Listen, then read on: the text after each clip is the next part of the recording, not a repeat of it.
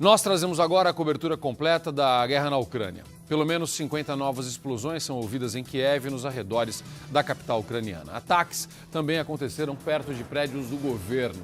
Muitas cidades, Sumi, Poltava, Mariupol, também sofreram ataques. 2 pessoas morreram depois que uma escola foi atingida em um bombardeio, também numa cidade controlada pelos separatistas, no leste da Ucrânia. Nações do mundo todo já se preparam para enviar armas e munições ao país atacado pela Rússia. O presidente americano Joe Biden, por exemplo, já liberou 350 milhões de dólares em ajuda militar para a Ucrânia. Mas calma, a gente vai explicar direitinho o que significa isso. Só para você não achar que vai ter tropa americana lá, não vai. Daqui a pouco o nosso entrevistado vai falar a respeito disso, para a gente não confundir as coisas aqui, tá? Já são 3 dias de intenso conflito armado por terra, água e mar. Ucrânia fazia parte da antiga União Soviética, até o início dos anos 90. Né? Depois separou aquela coisa toda, foi se afastando da Rússia, se aproximando do Ocidente, como outros países, outras nações que eram parte da União Soviética. Bom, o que a gente já sabe, e eu reforço para você que em qualquer situação assim é muito difícil você ter números precisos. Até porque uma das maiores armas de uma guerra é a mentira, né? É você usar números equivocados, é você usar justificativas equivocadas. Mas um número que nos assusta é de pelo menos 198 mortos já neste conflito. Já falamos desses mortos, pelo menos 3 crianças. Mas, sem nenhum exagero, gente, a gente pode esperar números muito maiores do que esse, infelizmente. O número de feridos já passa de 1.100. O presidente ucraniano, Zelensky, gravou um vídeo dizendo que não vai abaixar as armas. O porta-voz do governo disse que a Ucrânia está pronta para conversar sobre um cessar-fogo e paz. O presidente Vladimir Putin orientou que o exército ucraniano se rebele. Olha o que ele está dizendo. Ele falou para o exército ucraniano, só para eu entender aqui, explicar isso para você, que eles deveriam se rebelar, que eles deveriam se voltar contra o presidente ucraniano e apoiar as forças russas. Bom, a gente vai explicar daqui a pouquinho aqui com o especialista que já vai entrar aqui no estúdio, a gente já vai conversar com ele. O governo brasileiro colocou 2 aeronaves à disposição para o transporte de pessoas numa possível retirada de brasileiros da Ucrânia.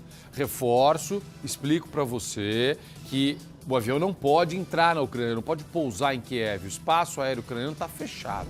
Então o governo brasileiro faz acordo com um país na vizinhança, com um país que faz fronteira ali, e aí os brasileiros precisam chegar de outra forma, eles têm ido de trem. Daqui a pouco a gente vai conversar com o Leandro Stoliar, nosso repórter, que está acompanhando um percurso desse dentro de um trem.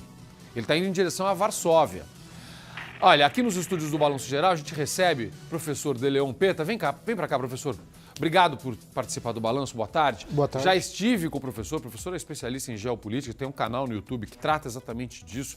E a gente trouxe o professor para falar a respeito disso. Já participou comigo de outras coberturas internacionais e agora ele ajuda a gente a entender um pouquinho do que acontece lá na Ucrânia. Professor, boa tarde mais uma vez, muito obrigado pela presença. Obrigado eu. Professor, vamos entender direitinho e explicar para as pessoas. A primeira coisa é, eu fiz uma pergunta para o senhor nos bastidores com uma expectativa preocupante, dizendo, olha, essa guerra demora para terminar. O senhor já me trouxe uma visão um pouco diferente, professor. O senhor acha que a gente pode caminhar assim para um cessar-fogo rápido? Tudo indica que o governo ucraniano está disposto a negociar nos termos da Rússia, né? Porque, obviamente, eles querem evitar que o conflito se prolongue. Então vai depender muito do que a gente vai ver nos próximos dias, de acordo com a quantidade de armas que outros países vão conseguir colocar dentro da Ucrânia. É isso que vai dizer exatamente a métrica das negociações daqui para frente. Ou seja, a capacidade que a Ucrânia pode ter de resistir ou não.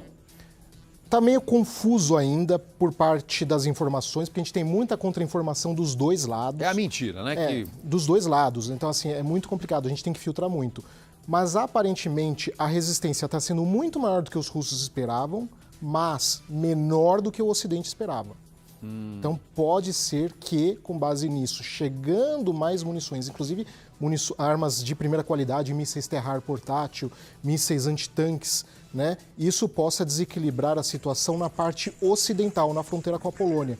Então vai depender muito do que vai acontecer, porque talvez até prolongue muito mais de acordo com a movimentação das tropas russas, se elas forem na direção da Polônia, tentando cortar esse suprimento de armas. Patrícia, a gente tem no ponto aquilo que mostra a diferença do armamento dos dois países? Rússia e Ucrânia. Vamos colocar isso aqui, porque é justamente isso que o professor está falando para a gente. A gente deu uma informação agora, professor, nesse texto aqui que a nossa equipe preparou, falando sobre a possibilidade do envio de armamentos, enfim, inclusive por parte dos Estados Unidos. Mas é importante a gente explicar que essa liberação de grana, de verba ali de Joe Biden para o apoio não significa mandar tropa, né, professor? Em hipótese alguma. Por enquanto está descartado. Isso os Estados Unidos não vão fazer. Até porque para o Joe Biden isso seria um tiro no pé na corrida eleitoral, correto? Sim. A gente imagina o seguinte, se ele coloca soldados americanos e tiverem baixas americanas e baixas russas, a gente corre o risco de aumentar o conflito com duas potências nucleares. Ninguém ganha no mundo com isso. Vamos lá, a gente tem alguns números aqui, ó, soldados na ativa, soldados na reserva, na Ucrânia e na Rússia, só para você entender a diferença disso. Isso sem contar os armamentos, né, professor? Aqui a gente está falando de pessoas, né? Agora sim, os armamentos aí, a gente tem aqui, olha a diferença disso. Olha isso, vai vendo, vai vendo. Aqui você percebe o que é para uma Ucrânia segurar uma invasão russa. Não tem como, né, professor? Não tem. A diferença é um negócio absolutamente assustador, né? Olha o que tem de. Olha o tamanho da força da Rússia. A Ucrânia não tem como segurar simplesmente com a estrutura que ela tem, né, professor? Não. Há informações com relação à parte de marinha, a marinha ucraniana praticamente não existe mais, já acabou. Tá. A parte aeronáutica dos caças e helicópteros tem alguma contradição. Tá. De acordo com as fontes nos Estados Unidos, uma pequena parcela ainda resiste, tá. Mas de acordo com as fontes russas, o espaço aéreo ucraniano já foi dominado pela Força Aérea Russa já. Ou seja, a Rússia já tem o controle ali. O que falta nesse momento, se a gente pensar nesse movimento militar mesmo? Falta tirar o presidente? Sim. Por enquanto, os russos estão evitando entrar nos grandes centros urbanos, porque os centros urbanos hoje em dia no mundo são desespero militar, né? Os russos já têm experiência em combate urbano, como, por exemplo, a gente viu na época da Guerra da Chechênia, onde eles sofreram uma derrota. Apesar de eles estarem em número maior, muito bem equipados, eles sofreram uma derrota gigantesca por os chechenos, em Grozny, né? Em Grozny, perdão. Então, assim, eles querem... E Grozny era uma cidade de 50 mil habitantes. Kiev tem 2.900.000 habitantes. Então, assim, vai ser um pesadelo. Eles estão evitando entrar em conflito na área urbana, porque aí sim o conflito pode durar anos até.